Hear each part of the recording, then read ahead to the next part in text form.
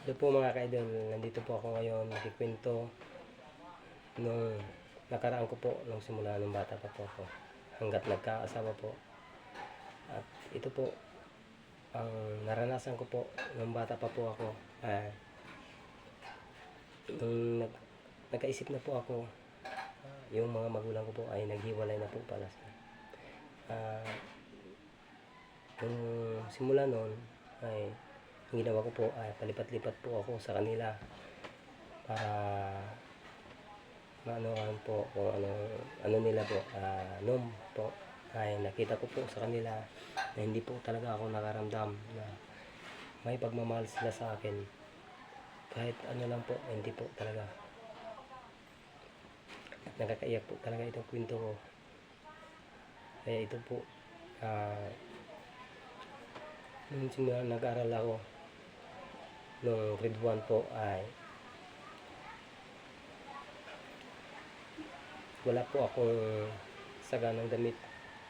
Punit-punit pa po yung mga damit ko, tsaka wala po ako ng chinilas. Ang ginagawa ko po talaga ay pumunta po ako doon sa kapatid po ng tatay ko. Ang ginawa ko po doon sa kanila ay magpautos na lang po ako sa kanila yun, tapos bigyan po ako nila ng kunting pira at iniipon ko po yun bago po ako nakabili ng pangangailangan ko po. Kaya po ang ginawa ko po, ito hanggang nag-aral po ako hanggang grade 3 lang po talaga ang natapos ko kasi wala pong nagpaparal po sa akin. Ang ginawa ko po ay nung makilaki na po ako ay nagtrabaho po muna ako sa kabilang barangay po para lang po makabili po ako ng sarili kong mga damit at ano po. Kaya talagang sobrang sakit po talaga na hindi ka mahal ng mga magulang mo. Kaya po ang ano ko po ay nagtrabaho hanggat nakarating po ako ng Maynila. Nagtatatlong taon po ako doon at akala ko po masagana na po, makaano na po ako ng saganang buhay. At hindi pala, ay dumating ang araw po ay ako po ay nakaasawa doon. Hanggat po umuwi po ako dito sa amin barangay at akala ko po na may tao na nagmamahal sa akin. Akala ko po nagmahal na yung asawa ko sa akin, kaya masaya po ako noon. Pero sa ending pala ay mali pala. Yung pala ay sobrang sakit na noon ang naranasan ko doon sa kanya. Dahil po hanggat po nag-anak kami ng isa, hanggat dalawa, hanggat tatlo po, akala ko po talaga mabago yung ugali niya. Hanggang nag-apat po kami ng anak, akala po talaga mababago. Pero wala po talagang magbabago. Wala po pagbabago po sa kanya. Ang ginawa niya po ay palagi niya ako pinagalitan kahit para sa trabaho. At pag uwi ko po, minsan po ako pa nagsasaing. Ay yung mga anak ko ay palagi na lang po ako nakarinig sa kapitbahay ko. Sinabi niya po sa akin na yung mga anak ko raw hindi pa raw kumakain. Yung asawa ko ay palagi na lang nanonood sa TV. Ano lang po siya, palaging nakaano lang talaga, nakatutok siya sa TV namin nung nakaraan. Kaya po ang ginagawa ko po ay hinayaan ko muna siya. Akala ko talaga na mabago lang kasi may mga anak na po kami. Ang ginawa niya pala ay may ka-text po siyang lalaki.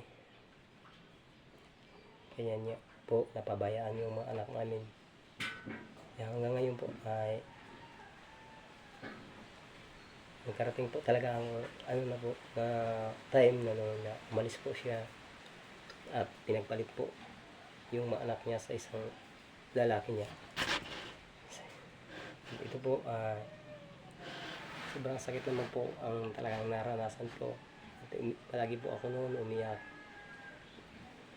gabi, araw po ay iyak po ako.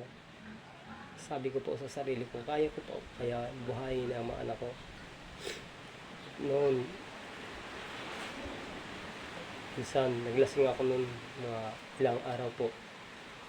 Akala ko po talaga na mas solve po lahat ng problema ko. Pero mali po pala. Yung na-realize ko po, nakawawa po pala yung mga anak ko kung ako po ay maglalasing.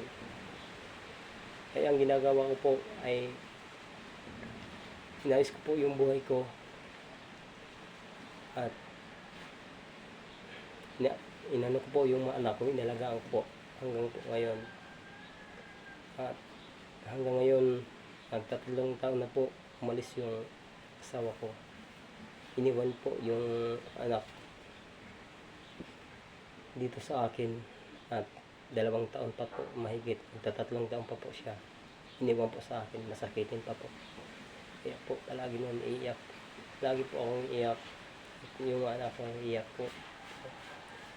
Ang ginawa ko lang po ay tumingala lang po ako sa itaas. Naghingi po ako ng ano po sa Panginoon. Sana po na makayanan ko po itong problema ko. At sana po, sabi ko po sa Panginoon, sana po mawala yung lahat ng mga sakit ng mga anak ko at para makayanan ko po ito. Ito po sa ngayon, sa awa ng Panginoon Diyos. Nandito po ako nakatayo kahit sa isang araw, 2 bisis na po ako kumain. Basta yung mga anak ko ay makakain na isa po. Okay na po sa akin yun. Lahat po ng trabaho ay pinasukan ko po para mabuhay ko po yung mga anak ko. Kaya ito ang ginawa ko lang po ay nagsikap ako, makabili ako ng mga damit po nila, mga kailangan yun sa pag-aaral nila. Sabi ko po sa sarili ko na hindi ko itulad sila sa akin na wala pong nagmamahal na magulang. Yun talagang nalaan sa isip ko, kaya sinipagan ko talaga at naisipan ko po na i-video ko ito ngayon para ang lahat po ng manonood, ang mga nanay at mga kababaihan po, at sana po huwag niyo po gayahin ito kasi kawawa po yung mga anak niyo. At maraming salamat po, hanggang dito na lang po ako. God bless you po sa lahat na nanonood.